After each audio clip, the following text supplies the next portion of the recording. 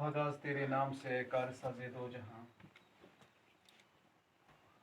प्यारे बच्चों, अस्सलाम वालेकुम वरहमतुल्लाहि वबरकातुहू। मेरा नाम है मुबशिर गिलानी। मैं बहसत उस्ताद गवर्नमेंट हाई स्कूल रिंगपत में अपने फ़राइज़ अंजाम दे रहा हूँ, जो जून मावर डिस्ट्रिक्ट कुपवारा में आता है। लास्ट लेसन में हमने जो क्लास 10th की जियोग्राफी है उसका हमने एक चैप्टर लिया था, रिसोर्स डेवलपमेंट। उस पहले लेक्चर में हमने दो टॉपिक्स डिस्कस किए थे, रिसोर्स मीनिंग और उसकी क्लासिफिकेशन ऑफ रिसोर्सेज। हमने कैसे क्लासिफिकेशन ऑफ रिसोर्सेज की थी, 4 बेस पे हमने क्लासिफिकेशन की थी। अब जो आज का टॉपिक हमने लिया है वो उसके बाद है डेवलपमेंट ऑफ रिसोर्सेज और रिसोर्स प्लानिंग। ये दो टॉपिक्स मैंने आज के लेसन के लिए रखे हैं। तो फर्स्ट ऑफ ऑल हम इस टॉपिक को लेंगे, हम इसके बारे में पहले बात करेंगे। अगर आपको याद होगा कि पिछले लेसन में आपको बोला था, मैंने लेक्चर में बोला था मैंने आपसे कि रिसोर्स वो चीज़ है जो हमारी नीड्स को फुलफिल करे। Anything that is available in the environment which satisfy our needs, that's called a resource. मगर अगर ये रिसोर्स का हम कैसे इस्तेमाल करें वो जानना हमारे लिए बहुत ज़रूरी है। आज जो हम पढ़ने जा रहे हैं that's resource development of resources. अगर मैं थोड़ा सा इंट्रोडक्शन इसके बारे में दूं, resources are vital for human survival and maintaining quality of life. It is believed that resources are free gifts of nature. जैसे आपको समझ में आ गया कि रिसोर्सेज हमारे सर्वाइवल के लिए, हमारे जिंदा रहने के लिए बहुत ही जरूरी, ह्यूमन के लिए बहुत ही जरूरी है। For maintaining quality of life, हमारी जिंदगी की जरूरियात है वो मेंटेन करने के लिए, जिंदा रहने के लिए हमारे पास रिसोर्सेज होने चाहिए। हम ये मानते हैं कि रिसोर्सेज जो है ये गिफ्ट ऑफ नेचर है, नेचर की तरफ से हमें गिफ्ट मिला और उसकी वजह से हम क्या करें, हम उसका यूज इनडिस्क्रिमिनेटली कर रहे हैं, बेतहाशा उसका हम इस्तेमाल करते हैं। हम उसकी तरफ बिल्कुल भी सोचते नहीं है कि इसका बेतहाशा इस्तेमाल करने से हम पे क्या गुजरेगी, इसका हम नहीं सोचते हैं। और जब हम इनका इस्तेमाल बेतहाशा करते हैं तो कुछ प्रॉब्लम्स खड़ी हो जाती है, जो मैंने यहाँ पे लिख के रखी है। पहली प्रॉब्लम है depletion of resources for satisfying the greed of individual. Depletion जो हम रैपिड यूज करते हैं रिसोर्सेज का, जो भी हमारे पास अवेलेबल रिसोर्स उनका हम रैपिड यूज करते हैं, आगे पीछे ना देख के उनका हम बिल्कुल बेतहाशा इस्तेमाल करते हैं, ये ना जान के कि हमारा आने वाली जो कौम है, हमारी जो आने वाली नस्ल है, उन पे क्या गुजरेगी अगर ये रिसोर्स हम सब खत्म कर देंगे। अपनी नीड्स, अपनी जो हमारे ग्रीड है, अपने लालच के हिसाब से हम उनका इस्तेमाल करते हैं। मैं आपको एक एग्जांपल दूंगा। एग्जांपल, अगर हम पानी की बात करेंगे, वाटर, आप सबको पता है कि पानी का जो 70% जो हिस्सा है जमीन का वो पानी है और 30% वो खुश्की है। और इस अगर हम 70% की हम बात करें, वाटर की हम बात करें, इसमें से 97% जो पानी है वो अंडर ओशंस है, ओशंस में है। और आपको पता है ओशंस में जो पानी होता है वो खारा होता है, नमकीन उसमें होती है, वो पीने के काबिल नहीं होता है, हम डायरेक्ट उसका इस्तेमाल नहीं कर सकते हैं। और 2% जो पानी है वो है अंडर ग्लेशियर्स या स्नो कैप्स। ग्लेशियर में जो पानी जम गया है वो उसके अंडर आता है।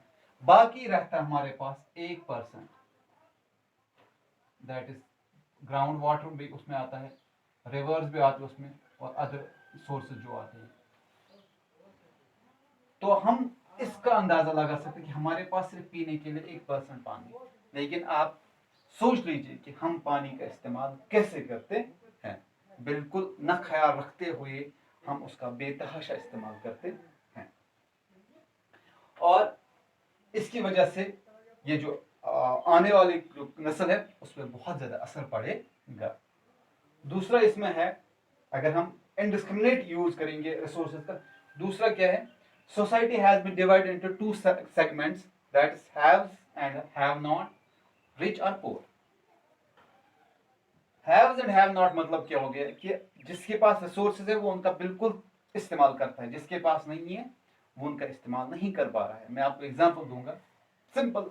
हम गांव में रहते हैं, अब हम गाँव की बात करेंगे। कुछ गाँव ऐसे हैं जिसमें नलके से पानी आता है, बिल्कुल जो उनकी जो फैसिलिटी है टैप वाटर उनके गाँव में अवेलेबल है, और वो जब चाहें जैसे चाहें पानी का इस्तेमाल करते हैं बिना सोचे समझे। और कुछ जगहें ऐसी हैं जहाँ पे नलके का पानी नहीं आता है, उनको किसी जगह से दूर मुसाफत तय करने के बाद वो पानी लाते हैं और वो पानी का इस्तेमाल सही से करते हैं। तो दैट्स वाई यहाँ पे ये डिवाइड किया गया, हैव्स एंड हैव नॉट। जिनके पास है वो बिल्कुल इस्तेमाल करते हैं, ये ना सोच के हमारा कल क्या होगा वो ना सोच के वो उसका इस्तेमाल करते हैं। और थर्ड जो इंपॉर्टेंट पॉइंट है, थर्ड पॉइंट जो important point, that is indiscriminate exploitation of resources से क्या होता है, जो हम बिल्कुल इनका बहुत ज्यादा इस्तेमाल करते हैं, उससे क्या होता है, उससे क्या होगा, फर्स्ट ऑफ ऑल जो ये ग्लोबल इकोलॉजिकल क्राइसिस हो जाएंगे। ग्लोबली इकोलॉजिकल क्राइसिस होंगे, किसकी वजह से, जो हम इनडिस्क्रिमिनेट एक्सप्लॉयटेशन करेंगे किसका, रिसोर्सेज का।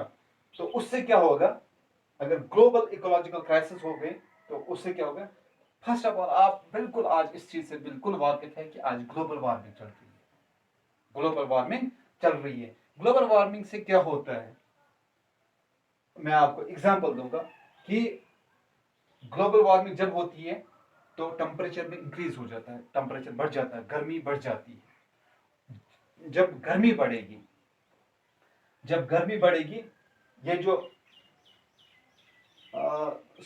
स्नो बर्फ जो है वो मेल्ट हो जाएगी।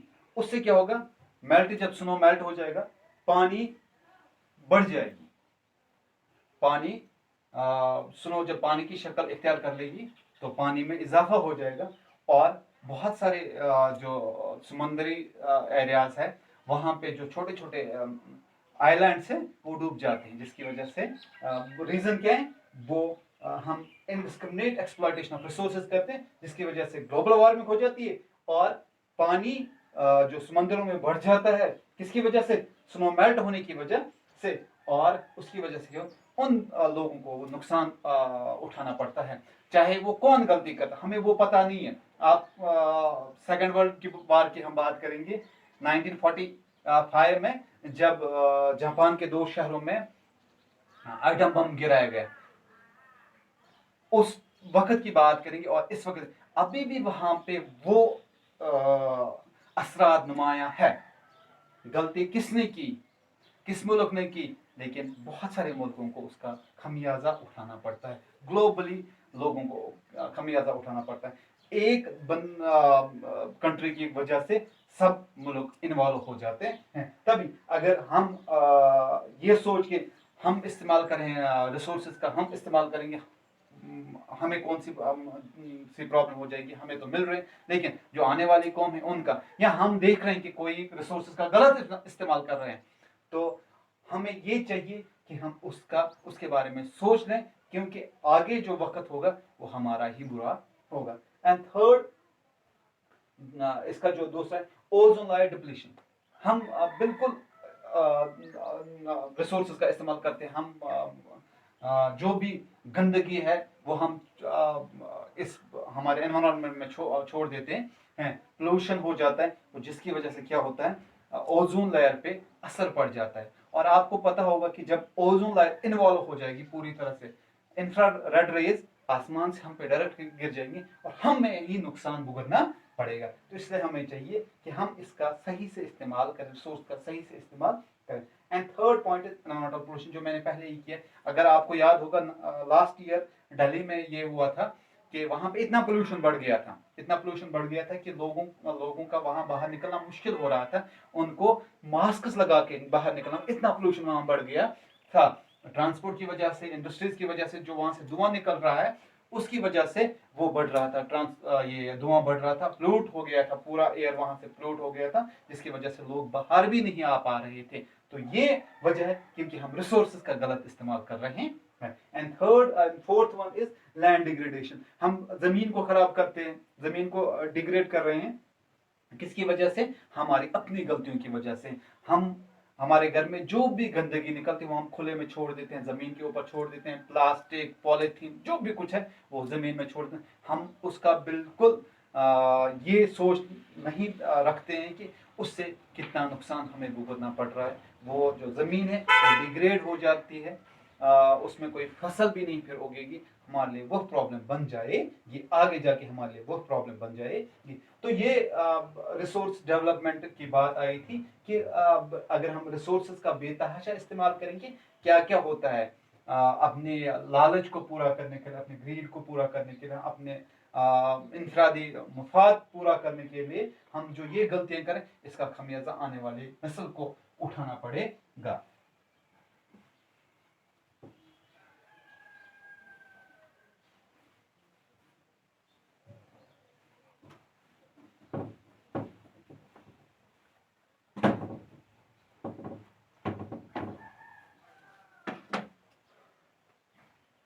अब इसके कंट्रोल के लिए हमें क्या करना है? इसके लिए हमें करना है sustainable development.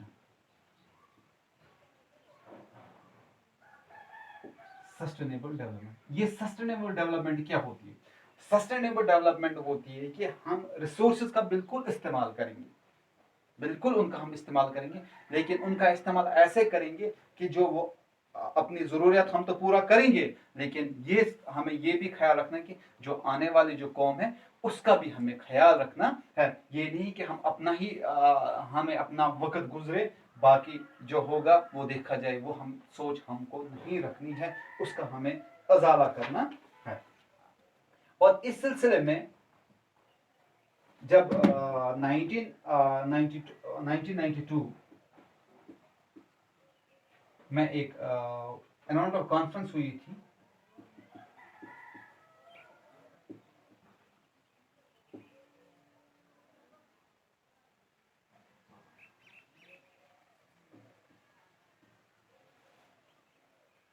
Rio de Janeiro,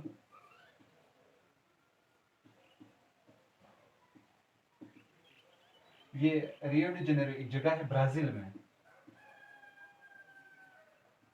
वहां पे 100 मुल्कों के हेड्स आए थे, प्रेसिडेंट्स, प्राइम मिनिस्टर्स वहां से आए थे। उन्होंने एक जॉइंटली एक मसवदा तैयार कर लिया कि हमें सस्टेनेबल डेवलपमेंट अपने मुल्क में लागू करनी है, क्योंकि रिसोर्सेज हम बिल्कुल बेतहाशा इस्तेमाल करते हैं। उनको बचाने के लिए उसको रखा गया था एजेंडा 21, उसका नाम रखा गया एजेंडा 21 उसका नाम रखा गया था। और सब मुल्कों ने जो उस समिट में वहां पे मौजूद थे, 100 कंट्रीज उसमें मौजूद थे, उन्होंने ये फैसला लिया, यूनानिमसली ये डिसाइड कर लिया कि हम जो रिसोर्सेज हैं उनको हम बचाएंगे, उनका हम गलत इस्तेमाल नहीं करेंगे, उनका हम उतना इस्तेमाल नहीं करेंगे, क्योंकि कुछ रिसोर्स ऐसे हैं जो बिल्कुल, जिनको मिलियंस ऑफ ईयर्स लगते हैं बनने में, दोबारा बनने में, और मिलियंस ऑफ ईयर्स पता नहीं कब कौन सी जनरेशन उस वक्त, अगर आज जो मिनरल खत्म हो गए, आज हम सोचेंगे कि ये बनेगा, लेकिन it takes millions of years to redevelop it. उस वक्त क्या पता है जो आने वाले जनरेशन होंगे उनके हालात कैसे होंगे, वो कैसे फेस करेंगे। अब बात आई डेवलपमेंट की, बात हमने की। अब मेन चीज जो है वो है रिसोर्स प्लानिंग। हम रिसोर्स प्लानिंग हमें करनी है।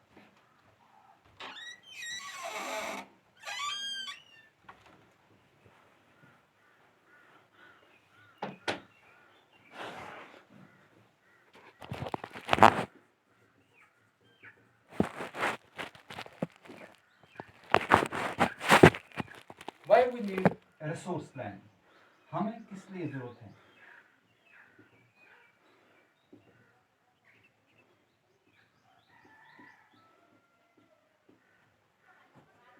Why we need resource planning? हमें रिसोर्स प्लानिंग किस लिए चाहिए? आप लोगों को बिल्कुल पता है होगा कि रिसोर्सेज जो है ये अनइक्वली एंड अनइवन डिस्ट्रीब्यूशन इसमें अनइक्वल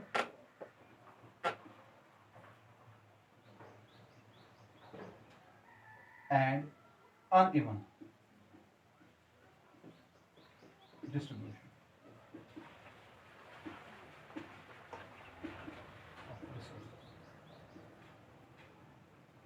इसका मतलब क्या हुआ? अनइवन और अनइक्वल डिस्ट्रीब्यूशन. हम इंडिया की बात करेंगे. इंडिया की हम बात करेंगे, अगर हम झारखंड की बात करेंगे या छत्तीसगढ़ की बात करेंगे या मध्य प्रदेश की हम बात करेंगे, इन 3 स्टेट्स में ज्यादातर they are rich in minerals. इनमें बहुत सारे मिनरल्स निकलते हैं, बहुत ज्यादा मिनरल्स और coal. They are rich. These 3 states are very rich in minerals and coal. कौन कौन सा स्टेट? झारखंड, छत्तीसगढ़ और मध्य प्रदेश. इनमें मिनरल ज्यादा मिलते हैं. मिनरल्स और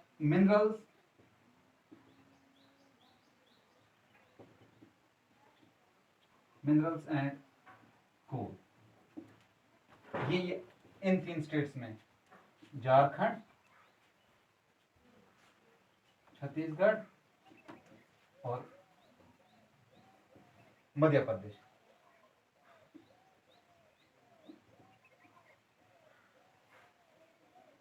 इन 3 स्टेट्स में ये अवेलेबल है. अगर हम फिर बात करेंगे, हम ये बात अनइक्वल एंड अनइवन डिस्ट्रीब्यूशन है. अगर हम बात करेंगे अरुणाचल प्रदेश की, अरुणाचल प्रदेश की बात हम करेंगे, वो रिच है किसमें? That's rich in water resources.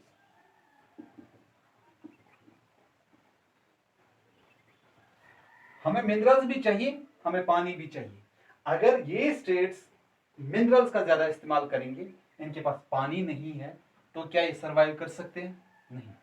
अगर ये स्टेट सिर्फ पानी का ही इस्तेमाल करेंगे और ये बाकी स्टेट्स या बाकी जितने भी मुल्क में जितने भी स्टेट्स है उनको इसका इस्तेमाल करने ना दे, तो ये क्या पॉसिबल है? ये सर्वाइव कर सकते हैं? नहीं. इसलिए हमें प्लानिंग करनी होती है. अगर हम राजस्थान एंड गुजरात की बात करेंगे, लास्ट लेक्चर में मैंने आपको बता दिया था, they are rich in solar and wind energy. इनके पास सोलर और विंड एनर्जी बहुत अवेलेबल है वहां पे. अगर ये दो सिर्फ अपने 2 स्टेट्स में इस्तेमाल करेंगे, क्या ये पॉसिबल है? नहीं. तो इसीलिए रिसोर्स प्लानिंग जरूरी है. क्योंकि जब हमने बात की थी कि ये जो क्लासिफिकेशन हमने रिसोर्सेज की थी, उसमें मैंने एक आपको बताया था कि ये ओनरशिप की बात की थी कि जो रिसोर्सेज होते हैं उसमें मैंने आपको बताया था इंडिविजुअल है, कम्युनिटी है, नेशनल है, इंटरनेशनल. ये रिसोर्सेज जो आते हैं ये नेशनल रिसोर्सेज में आते हैं, क्योंकि कंट्री इसका इस्तेमाल ऐसे करेंगे क्योंकि ताकि ये जो इनके पास मिनरल्स हैं, इनके पास है वाटर है, इनके पास है सोलर एंड विंड एनर्जी, इनका इस्तेमाल ऐसे करेंगे ताकि हर एक स्टेट में ये जो चीजें जरूरत है वो उनको मिलनी चाहिए.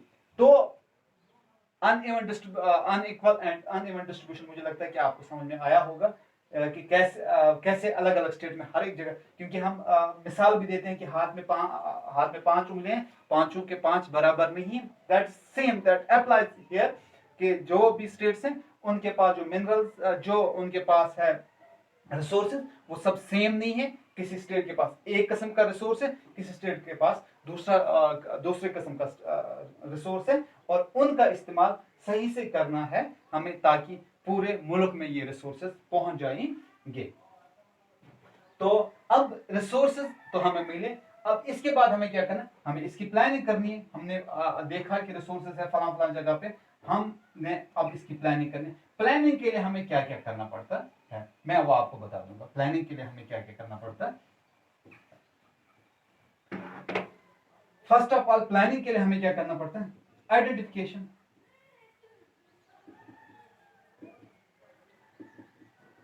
Identification of resources, identification of resources. पहले हमें क्या करना है, रिसोर्सेज को हमें आइडेंटिफाई करना है, कहां पे कौन से रिसोर्सेज हमें मिलते हैं और कौन सा रिसोर्स हमें जरूरत है। ये फर्स्ट स्टेप है, हमें रिसोर्सेज को पहले आइडेंटिफाई करना है। जो ही हमने रिसोर्स आइडेंटिफाई किए, ये आइडेंटिफाई करके नहीं रखते हैं, उसके बाद इनको बाहर तो निकालना ना। बाहर निकालने के लिए हमें क्या करना है, इसके लिए हमें करना है इवॉल्विंग प्लानिंग।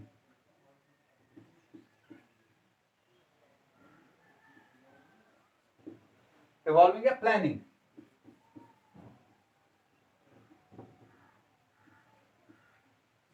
इवॉल्विंग है प्लानिंग स्ट्रक्चर।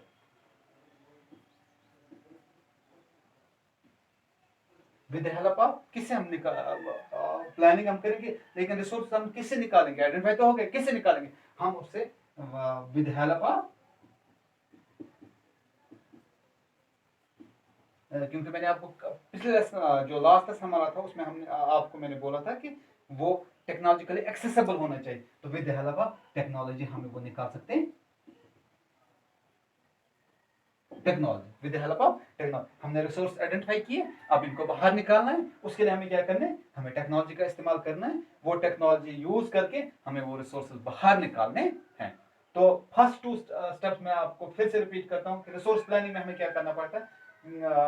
हमें किस लिए रिसोर्स प्लानिंग चाहिए, पहले हमें रिसोर्सेज को आइडेंटिफाई करना है, कौन कौन सी जगह है, कहाँ से हमें रिसोर्स लाने हैं, और दूसरा कि रिसोर्सेज कैसे हम निकालेंगे, विद द हेल्प ऑफ हमें प्लानिंग करनी, इवॉल्विंग प्लानिंग स्ट्रक्चर, वो किससे हम करेंगे, with the help of this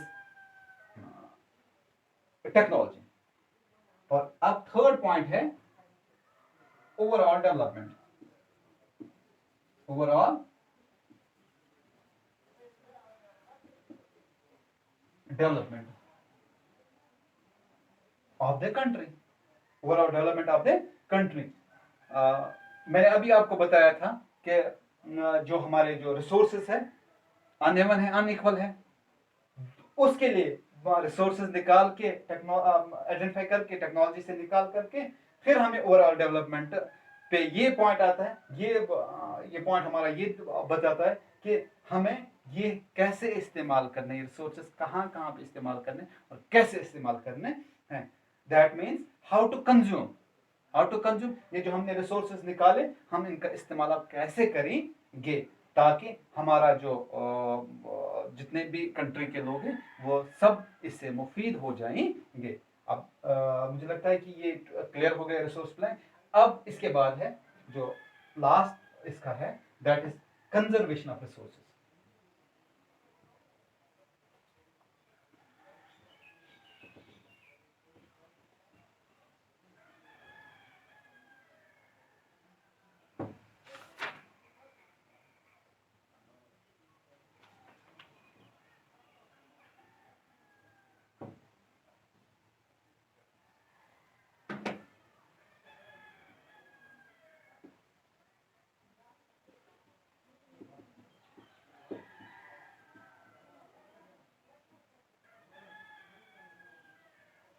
conservation of resources, conservation of resource में हमें क्या करना है, हमें रिसोर्सेज का ऐसे इस्तेमाल करना है ताकि हमारा जो एनवायरनमेंट हो उस पर कोई असर ना हो जाए। जो हम रिसोर्सेज हम इस्तेमाल करेंगे वो जो हमारे एनवायरनमेंट में उस पर कोई आंच ना आ जाए, हम ऐसे उनका इस्तेमाल करेंगे क्योंकि हमें कोई एनवायरमेंटल प्रॉब्लम क्रिएट ना हो जाए। एक हमारे कंट्री के मशहूर फिलोसोफर, फादर ऑफ नेशन जिसको कहते हैं गांधी, गांधी जी ने कहा है, उसने क्या कहा है, there is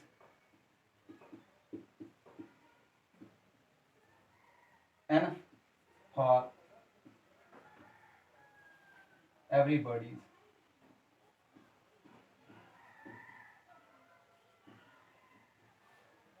need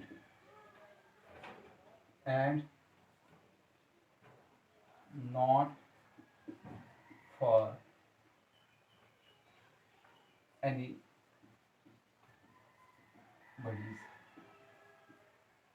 agreed. Gandhi ji ने कहा कि हमारे पास there is enough for everybody's need, जो हमें चाहिए वो बिल्कुल हमारे पास मौजूद है अगर हम बिल्कुल सही से उसका इस्तेमाल करें। जितने जो हमारी ज़रूरत है वो पूरी हो जाएगी अगर हम उनका सही से इस्तेमाल करेंगे। लेकिन उसने एक और and not for anybody's greed, अगर हम अपने लालच पे अपने मुफाद की तरफ अब देखेंगे फिर वो जो हमारे रिसोर्सेज वो कम पड़ जाएंगे, हमारे वांट्स आर अनलिमिटेड, क्योंकि हम अपनी जो लालच है उसको हम कंटिन्यू करते करते वो कभी हम ख़त्म नहीं हो जाएंगे, हमारी लालच तो बढ़ती बढ़ती रह जाएगी। हम उसका इस्तेमाल इन रिसोर्सेज का इस्तेमाल गलत तरीके से करेंगे जिससे क्या होगा, सोशो इकोनॉमिकल प्रॉब्लम्स हमें हो जाए, हमें एनवायरमेंटल प्रॉब्लम्स हम फेस करेंगे इन फ्यूचर। तो तभी क्या इन्होंने मतलब बहुत ही अच्छी बात इन्होंने कही कि जो रिसोर्सेज है वो हमें अपने लिए इस्तेमाल करने उस हिसाब से, ताकि ये आने वाला जो फ्यूचर है वो बच जाए। वो एक और चीज थे, वो अगेंस्ट थे किस पे, मास प्रोडक्शन पे अगेंस्ट थे। वो किसके खिलाफ थे, वो मास प्रोडक्शन के खिलाफ थे। उन्होंने क्या बोला था कि प्रोडक्शन ऑफ मास होना चाहिए, प्रोडक्शन ऑफ मासेस होना चाहिए। उन्होंने बोला था कि हम बहुत सारा जो मिनरल वो एक साथ नहीं निकाल लेंगे, प्रोडक्शन ऑफ मास हम नहीं ये मास प्रोडक्शन हम नहीं करेंगे, बल्कि ये अगेंस्ट मास प्रोडक्शन थे वो, हम मास प्रोडक्शन नहीं करेंगे बल्कि हमें क्या करना है, प्रोडक्शन ऑफ मास हमें करनी है। हमें वही चीज़ें चाहिए जो हमें ज़रूरत है, उसके अलावा हम उसका बिल्कुल इस्तेमाल नहीं करेंगे जो हमें चाहिए। आई होप कि आपने ये जो मैंने आपके सामने कुछ पॉइंट्स डिस्कस किए आपने समझ लिए होंगे। बाकी इसके आगे जो भी इस चैप्टर का पोर्शन है तो वो हम नेक्स्ट लेक्चर में डिस्कस करेंगे। थैंक्स, अल्लाह हाफ़िज़।